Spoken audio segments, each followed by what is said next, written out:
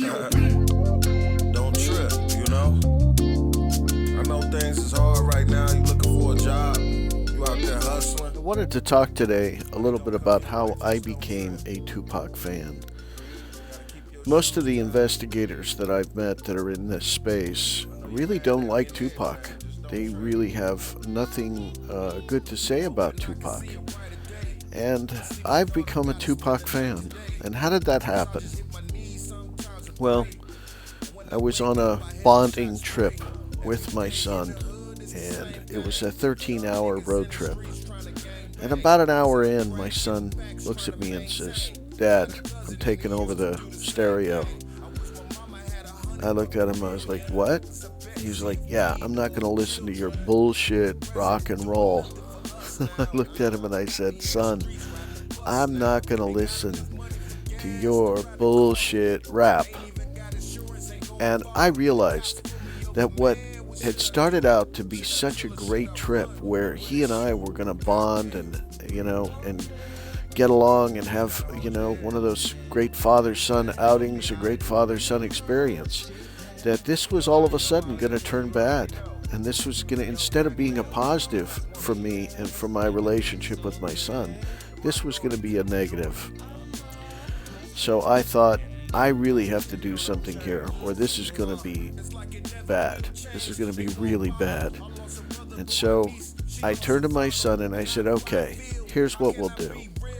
I will play you one song that I think will stand the test of time, and I will explain to you why.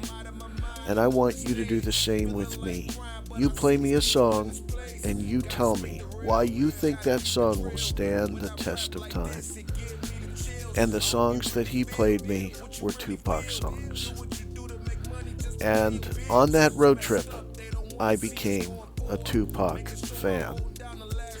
Now, this many years later, and now having dug into all of this stuff about Tupac and about Biggie and about all of the drama that surrounded both of their murders, I have to say that there will never be another Tupac Shakur.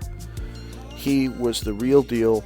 He was the full package. He was born into a family of royalty with the Black Panthers.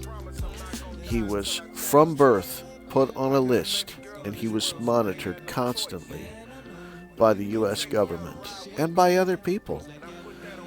And so that alone would qualify him for greatness, just his birth. But add to that the intellect, add to that the talent, the songwriting ability, the ability to write lyrics, and the ability to act, and you had everything all rolled up into one package. Add to that the activism. Here was somebody who believed that he was going to change the world, or if not him changing the world, he would spark somebody that would change the world. And I think 100 years from now, there will be entire religions that spring up around Tupac Shakur and around the message that he brought to the peoples of this world. And therefore, I'm really grateful that I'm here able to shed some light on what happened to Tupac Shakur. Obviously, he was assassinated. No question about it, he was assassinated. Who was involved? I think we are getting a very clear picture of who was involved and why. Somebody asked in a question, I thought it was a good question. They said, why kill the cow that's providing milk? Why kill the goose that's laying golden eggs? There's a great book.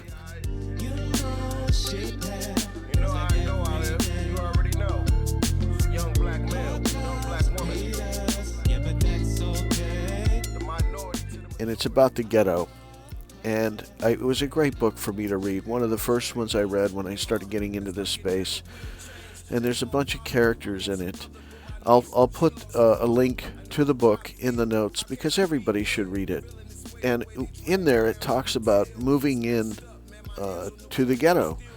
And when you move into the ghetto during the day and everybody gets to see your stuff, you're just setting yourself up to be robbed at night. Because in the ghetto, you only own something if you can keep it. And this brings up a really good point.